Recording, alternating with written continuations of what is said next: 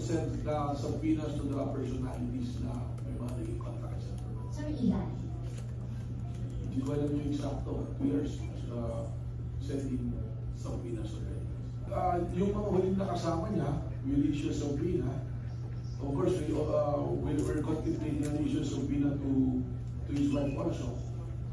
Kasi may statement sa yung wife niya, if you will recall, sa online news nyo, that what happened on May 13, yun yung ginamit na opportunity ni Senator Robin to escape the arrest. If you recall that article.